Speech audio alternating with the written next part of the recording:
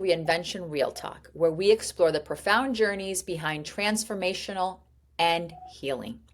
I am your host, Karen Larea, and today we have the incredible honor of speaking to Susan Smallwood, a woman whose life story challenges everything that we think about trauma, resilience, and legacy.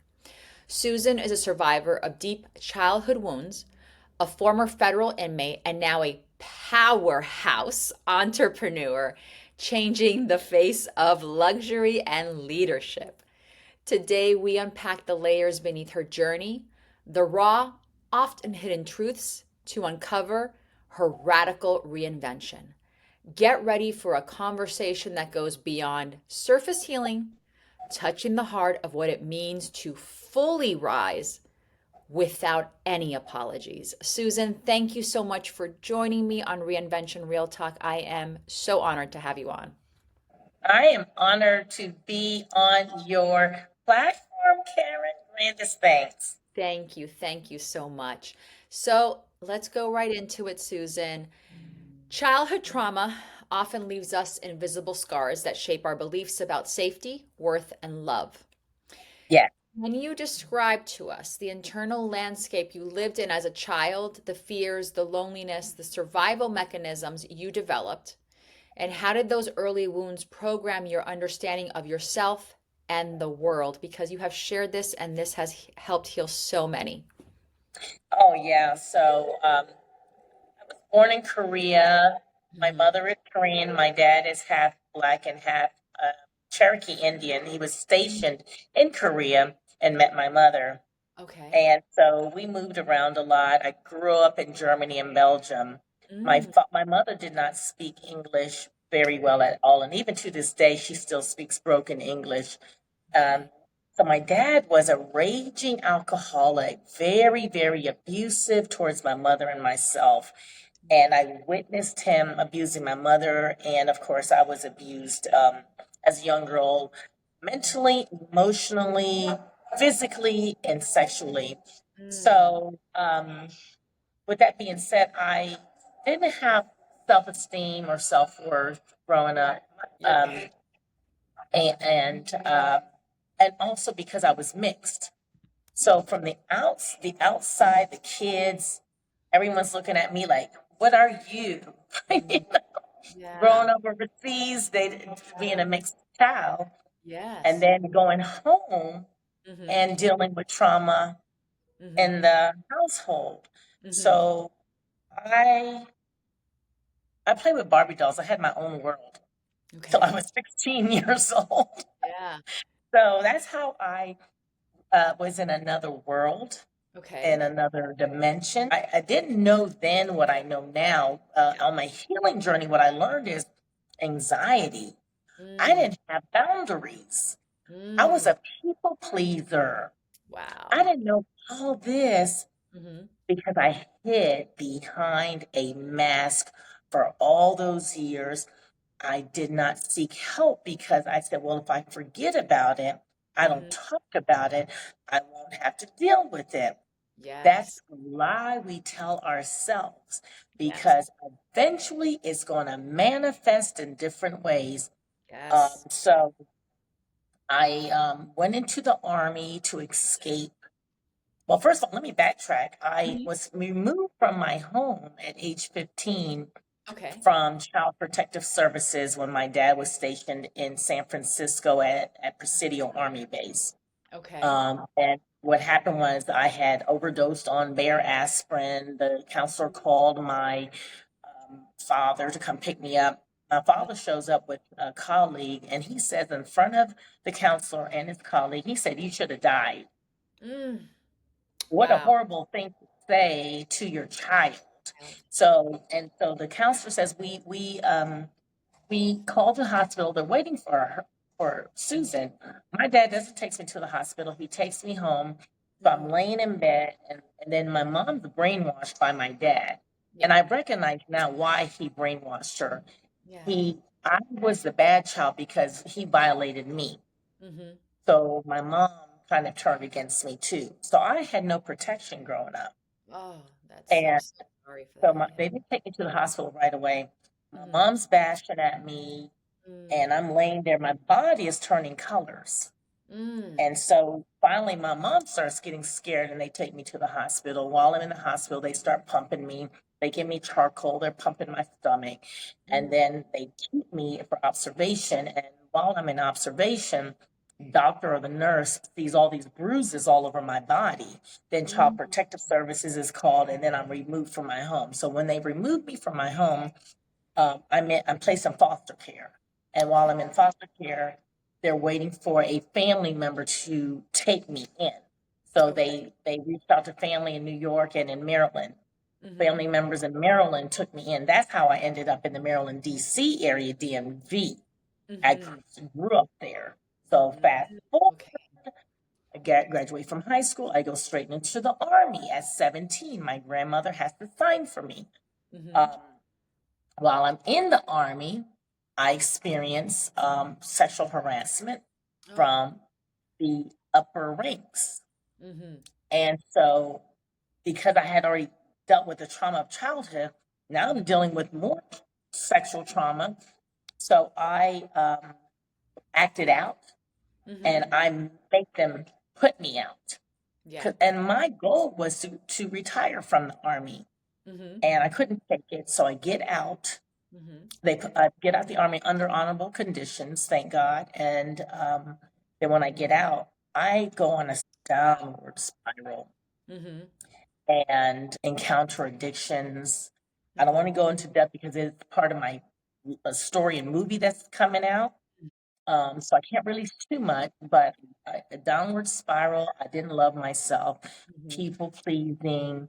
Mhm. Then I get married. Mhm. I moved back to Germany. I have my son, whom I love and adore. His father is a very good man who's from Toronto. I'm sorry, from Canada, from Uh-huh. Windsor, Canada. Very good man. Mhm. But I still was effed up. Yeah. So Mm. that marriage didn't last. Mhm. Then I got divorced, and I'm mm, traveling everywhere to find myself. Yeah. This is another thing I learned on my journey. Wherever you go, there you are. Yeah, you'll always find yourself. You can't run away from yourself. It's the one person you cannot run away from. Yeah, so I have kept facing my demons in every city. No matter where I went, I kept facing the same demons. Mhm.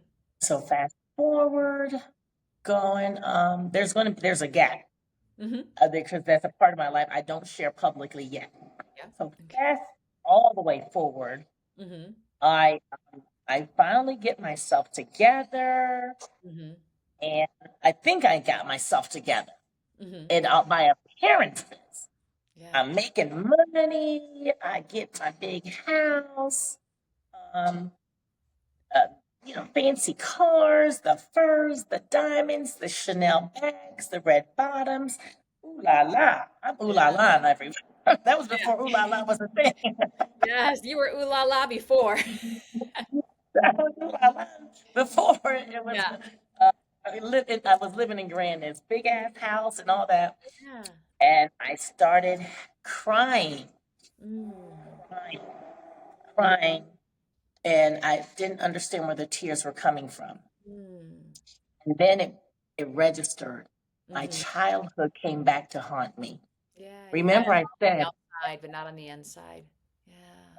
yes, I You're still looked the part on the outside, yeah. but not on the inside. And it came out Mm. years later, but it manifested, like I said, in addictions. It manifested in other ways, Yeah. but then it came out more publicly, Mhm. and I was having breakdowns. And then I was not in my right frame of mind. I entered Mhm. into an agreement which was illegal, Mhm. Mhm. and that landed me in federal prison. Yeah. So I was sentenced to Alderson, West Virginia for Mhm. conspiracy to distribute cocaine. I Wow. served time where Martha Stewart served time and actress Billie Holiday served time. Mhm. And it was there that I had when the universe, God, had to sit my ass down so I Yeah. can do an introspective look at myself Mhm. and understand my patterns of behavior. Yes. So that was a lesson and a blessing at the same time. Not that I wanted to do that, Mm-hmm. but I was able to understand. I learned metaphysics. If Yes. anyone knows what metaphysics is, Mm-hmm. it's about the universe, God. God is the universe for the people that don't believe it is. Yes. And I had to learn about energy, frequencies, Yes. alignment, Oh, chakra clearings. yes. I learned all of the grounding, one with nature. Mm-hmm. I learned that I needed to love myself, Yeah. and love was not from material possessions. Mm-hmm. And so when I came home, Mm-hmm. I transformed my life, but I thought I did. Mm-hmm. Again, Mm-hmm. I didn't. Mm. And entered into a relationship with someone that I met at the halfway house. Mm-hmm. And we got together. I'm thinking he's the love of my life. I didn't do all my healing in prison like I should have, Yeah. because I took shortcuts. Okay. So I hope anyone's listening is Mm-hmm. paying attention. If Mm-hmm. you don't do the healing correctly, it's going to catch up with you. I took Absolutely. shortcuts in prison. Yeah. They said, don't get into a relationship, get a plant or an animal. Mm-hmm. I got into a relationship 2 weeks afterwards, Wow. and he turned out to be the worst human I've ever met. He was so abusive. Oh. He was worse than my father. Oh, wow, Susan. Yeah, so I endured that. So I came out of that. I was effed up Mm-hmm. mentally, and I'm here trying to produce my events, Mm-hmm. and I'm showing up, but I'm rigid. I'm off. My Yeah. energy's off. I still execute these events, but not at the level it should have been, not at the energy it should have been. Mm-hmm. And finally, one day I jumped out of his car on the highway, and I Mm. never looked back. July 18th of 2018, I never looked back. Wow. And I stayed focused on my healing, got into another relationship. I don't want to talk about that right now. That's another story. That's another story. No, you have an amazing life. I mean, you have an amazing story to tell, which is why I was so excited to have you on. I mean, it is, Mhm. yeah, Yes, a lot of lessons that people can learn. yes, Mhm. yes, yes. Yeah. So finally, fast forward, Mm-hmm. I'm the first woman of color to produce polo, Yeah. and then to produce polo with all black polo players. Uh-huh. So I made history, Mm-hmm. leaving a legacy. And 3 years ago, last month, June 12th of 2022, I launched my own caviar brand. I'm the first woman of color to launch a caviar brand. So there we are, ladies and Yes, gents. here See we how are. you We're going to get into all that with you. And do you feel, so let's just backtracking a little bit because this story, I mean, should be told so many times because it is. It's a great story. So like let's go back to navigating and reclaiming your identity after that abusive relationship. Mhm. Um, do you feel that maybe was that like your pivotal point? Was it difficult facing at that point? Like you knew you had to meet yourself for the first time in silence. You knew like I've got to face this or I'm going to lose my life or my life is just going to continue on this cycle. Like what was it that said, "Susan, let's go. What are you doing with your life? You have so much to offer here." You mean the horrible abusive relationship? The horrible abuse, the one, yeah, where you jumped out of on the highway. Like what Oh, finally you just said to yourself, "Enough, I'm done." because oh gosh, because a woman knows when enough is enough. Yeah. When we're tired, Mm-hmm. we are tired. But I allowed that abuse for 3.5 years. Mm-hmm. That's what's sad, because I didn't do the healing properly. I allowed it too long. And were you afraid maybe of like society judging you, so you stayed in that relationship and you didn't know like where to reach that help? Um, I don't know. It wasn't society. You know what it was? Mm-hmm. As an empath, I thought I could change him. Ah, I that's thought women 101. I thought I was going to be able to change him. Yeah, That's what I thought.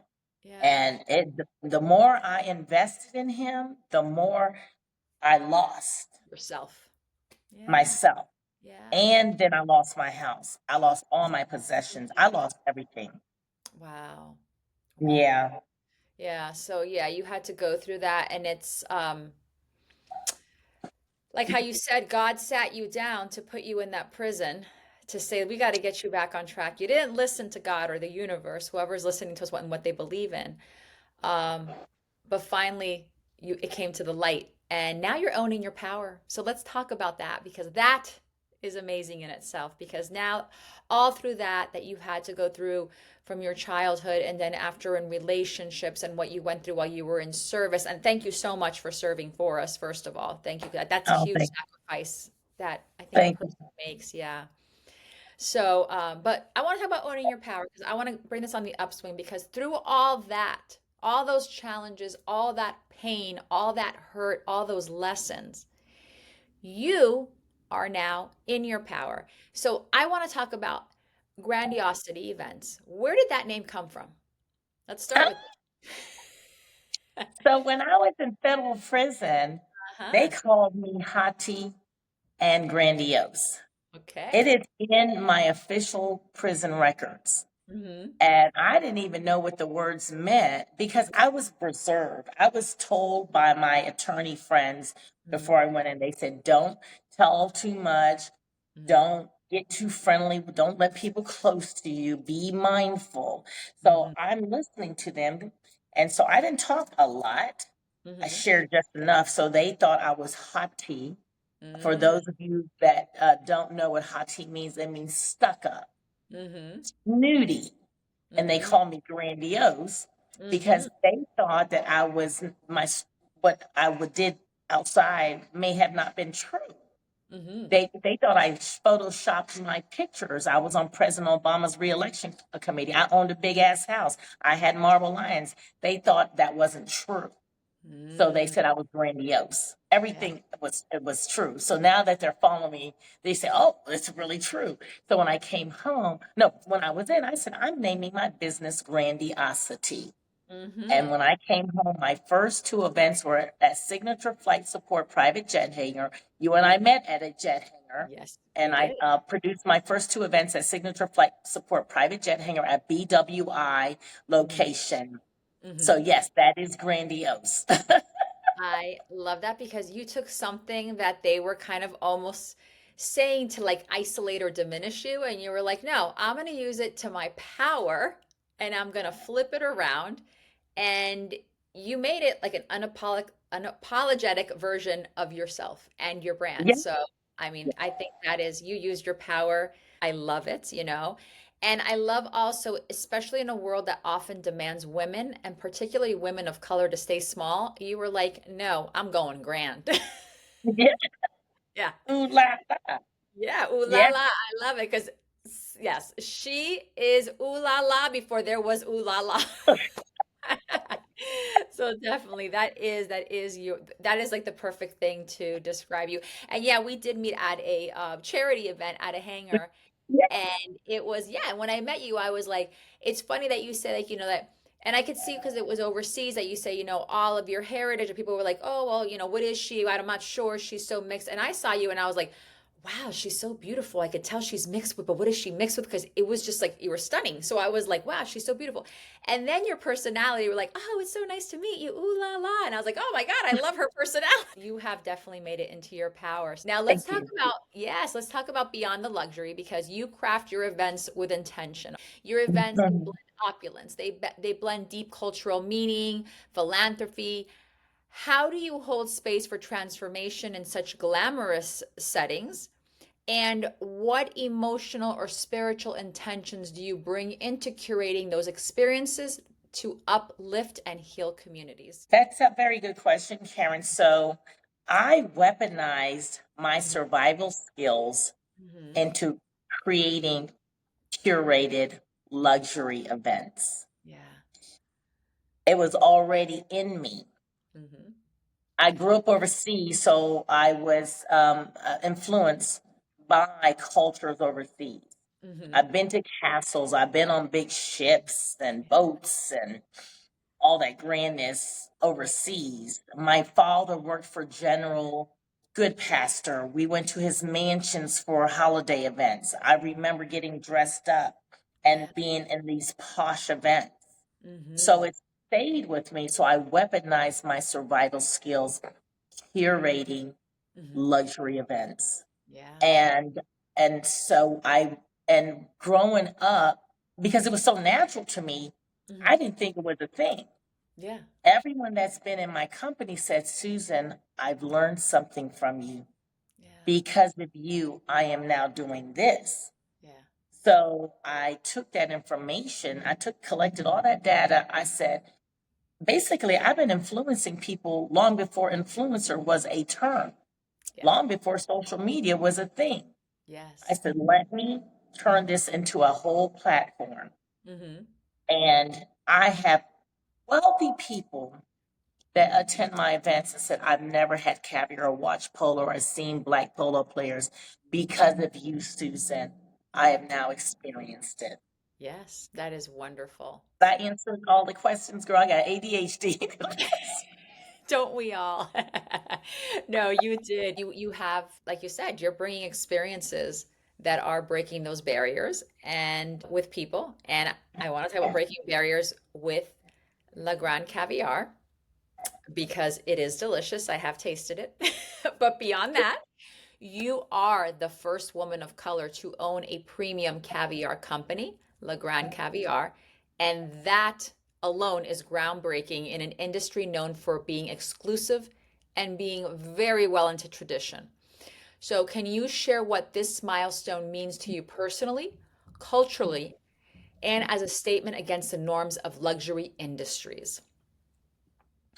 Yes. So when I got into first, I was an affiliate for a Okay. brand on the West Coast, Okay. but it took a lot of investment purchasing product before they took me seriously to become an affiliate. And then when Okay. I became the affiliate, I didn't. I the deal wasn't a good deal. Okay. It was a chance meeting with two gentlemen in Washington, D.C., that at a private members club. They said, why are you promoting another caviar brand? Why don't you start your own? I never thought about starting my own brand. That was far, far, far removed from my thought process. I Yeah. went home, and again, I'm very spiritual. I consulted with my higher power, Hmm. inside, above, outside, ancestors, and it said, go for it. Yeah. So I took my American Express Platinum card and I invested in myself, and I got my labeling, I got my merchandising, I Hmm. got everything from that one transaction, and I started guerrilla marketing. And Wow. ooh la la, 3 years later. Yeah. Yes. So, and now with the guerrilla marketing, the word is spreading even more Hmm. about my brand, because what we're doing is we're not bourgeoisie, we're breaking barriers. Yes. I bring the fun to it, the Hmm. educational component, the nutritional powerhouse story behind it, the Hmm. history behind it, but make it an ooh la la experience where it makes it immersive for the guests to want to try it and to continue loving caviar moving forward. Yes. So those two angels that you met that night, was pretty sure it was divine intervention that God put there for you, and Yes, it opened so many doors after that. absolutely. Yes. And now, do you think that you're shifting the perception of who belongs into this luxury world or into the world of luxury Oh, by? Yeah. yeah, yes. Oh, yes. Now, um, more and more people are indulging in the world of caviar, Hmm. and I'm bringing awareness to the world of caviar because now people are sending me screenshots and reels about caviar. Yes. So that means it's in the forefront of their mind. Yeah. And now they know it's attainable, it is accessible, and it is for us as well. It's for everyone. Yes. Changing the palette as well, changing the Yeah. complexion, changing the palette Hmm. for those non believers that wasn't exposed to the world of caviar one time. Yes. Yeah, because luxury is not, it's often, well, luxury is often gated behind race and class. And I think Mhm. what you're doing is your brand embodies like this is not just a product, but this is a statement about inclusion. It's about health, reclaiming your cultural narratives. I think it embodies all that, a woman rising to power again, and not just a woman, but the first Black woman to do this. I mean, you are bringing so much to the forefront with this. So, in terms of luxury, by being able to put luxury in the forefront, what does luxury mean to you on a soul level? On the soul level, luxury on the soul level is a mindset. Mm-hmm. It starts in our minds Yeah. because what we believe becomes true for us. Yes. Yeah. It is in the frequency Mm-hmm. of who we believe we are. Yeah. And again, when you believe that you are beautiful and you're worthy, the Mm-hmm. universe brings you and attracts to you that Yeah. same type of energy. Yes. So that's where it's all starts in the mindset. And Mm-hmm. then I've met some of the most wealthiest, beautiful souls Mm-hmm. here in the Miami area, Mm-hmm. Fort Lauderdale, back in DC, Mm-hmm. that love my personality and love my product. And Yeah. I don't have that money in the bank yet, Uh-huh. but it's here. That's Mm-hmm. where it all starts. And now it's starting to come in. Yeah, it's starting to get deposited into the account. Yes, yes. Yes. So let's talk about that deep work because you just did say it is what you say to yourself. You become what you talk to yourself. So many people don't understand that. Like those affirmations or that self-talk is so important. So self-love for many can feel impossible after trauma and rejection.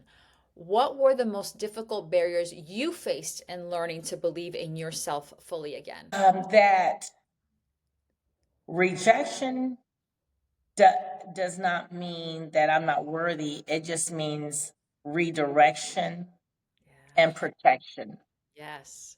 Yes. Uh, I used to, I think, chase, Mm-hmm. and now it's like goodbye and good riddance because I recognize my value finally. I recognize my worth. Mm-hmm. So I just sit still and let it come to me now. Yes, you're on the And receiving end now. yes. Yes. And that I think we have to cultivate like a fierce self-trust within ourselves. Hmm. And it's important, and you definitely have gotten there. Now, in this process of being able to get to where you're at, were there moments that you doubted yourself? Were there moments that nearly broke you? Because I think in in our power, we have to also show that we have that vulnerability to show others like we still slide back, you know. Did you have those moments as well? Oh, yeah, plenty of times. Building two niche luxury brands. Yeah. It's not like I'm selling an everyday product. Mm-hmm. So there were days and months sales didn't come in. Mm-hmm. And I would call my friends. I'm like, I don't know what's going on. Yeah. So I cried. I've had breakdowns. I Mm-hmm. thought about quitting Mm. plenty of times. Yeah. I've sold my own belongings to Mm-hmm. keep my brands going Mm-hmm. because I believed in myself. Yes. Even if I didn't see it right now, I Mm-hmm. saw it in the future. Yeah. I said I had to keep reinvesting back into myself, Mm-hmm. into my brands. And that means spiritually and financially to keep it Yes. going. Yes. And I am here. I have arrived. Yeah. And sometimes the spiritual is much harder than finding the financial because Yes, you got to dig deep sometimes. yes. And so now it's in an alignment. Mm-hmm. Exactly. Yeah, which is wonderful. All right, so let's talk about forgiveness because I am sure you've had to forgive so many people to get to the place where you're at. And forgiveness is often spoken of lightly, but forgiving is a deeply complex and personal journey. How did you approach forgiveness for your past for those that harmed you and perhaps even yourself? Oh, that's a very good question, Karen. So because I never had therapy growing up, it was Mm, only after prison. My okay. first pass, I went and started therapy. I'm still in therapy. I've been home 11 years, so I've been in therapy 11 years. Mm-hmm. The psychiatrist, psychologist said, "You need to go report your father." I said, "My father's dead." He Mm, said, "Still go report him." So I mm-hmm. had to go report him as a sexual offender. Mm. Uh, Yeah. and I didn't, and I understand what that meant. That was closure. Hmm. Yes, closure. And yes, and I had to forgive Mm-hmm. because I now know that he was sick, Mm-hmm. Yeah. and and he never got his therapy. Yeah. Mm-hmm. So I learned to forgive. I've forgiven my mother. Mm-hmm. I have a better relationship with my mother. Mm-hmm. She's still alive. Yeah. I um, I can't say I really have forgiven that person that abused I allowed to abuse me for 3.5 years. Mm-hmm. Because there's a saying that is going around, Mm-hmm. what you tolerated when you were not healed, you will be disgusted at when you're healed. And Yes. when go back to what I allowed, Yeah. I'm so disgusted, but I Mm-hmm. had to forgive myself. Yeah. And that And had to when be the I hardest. so now Yeah. the peace and forgiving myself Yeah. Mm-hmm. has transformed so much of my life. I feel lighter. Mm-hmm. And I feel like the baddest, I don't know, can I curse on here? The Yes, baddest you can. bitch on, Yeah. on the universe. Yes. Uh-huh. That's what I Susan feel. Double B. That's right. So that's what I feel now, unapologetically. Yeah. You've come fully into your empowerment. Thank you. Yes, I have. And I love that you said you've had to forgive yourself. I think that's probably 9 out of 10 times I mention these in my interviews. It is so difficult to forgive ourselves. It's usually the last person we want to forgive because we have to face so many, I call them lions instead of demons or luggage or past. I always say we have to face so much of our lions in us and tame them. And once Yes, we're okay with ourselves, then everything starts to fall into place, though it is the hardest, I am sorry to say. yes, it is. Yes, Yeah, it is. it is And for I'm sure. just so grateful to be where I am now. You've definitely lived a few lifetimes, but you have moved up and you have empowered yourself, and you have a vision, you have a legacy, and as you build your empire and you mentor others, what legacy are you consciously creating beyond the business success? To believe in yourself and love yourself. Hmm. Never, ever, ever give up. Yeah. And to live in your true authenticity, Hmm. regardless of what anybody says about you, because they're going to talk about you whether you're doing good or bad.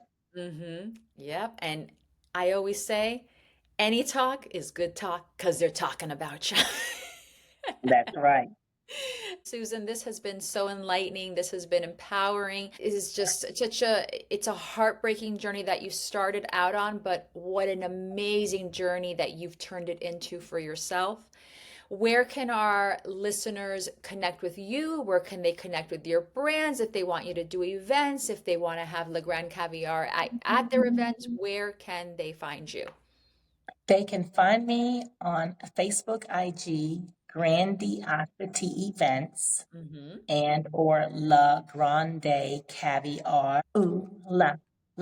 I'm going to put that all in the show links as well. So it's going to be easy for you guys listening to get access to Susan. I have had her caviar. It is delicious. Get yourself some because I'm going to say to you, you're welcome for getting that caviar, and follow her because she definitely is an inspiration. Susan, I ask my guests one last question out of everyone. This is the last question. In one word, what does reinvention mean for you? Ooh, that was a tough question. I have so many one words, and then I have multiple words, but it has to only be one word. One word. Everyone always tries to sneak two or three, and I've let it in the past, and I'm like, I just want one word. Grandness, Grandness. I love it. I love it. grandness. Yes. Oh my gosh. I love that, Susan. Thank you for sharing such profound vulnerability, your strength, your story is a testament to true reinvention. It comes from the depths of confronting pain with courage, creating space for new possibilities. To everyone listening, remember this: the story you tell yourself about your past does not have to dictate your future. That's Healing is right. possible, yes, and your grandiosity is waiting to be claimed. Susan, thank you so much for this. Thank you for giving me your time. Truly deeply honored. I've enjoyed this conversation so much. Thank you. Thank you. You're Have a welcome. grand day. Yes, you too. And now, if this episode touched you, please share it with someone who needs to hear this message. I am Karen Larea, and this was Reinvention Real Talk. Until next time, guys, keep rising and keep owning your truth.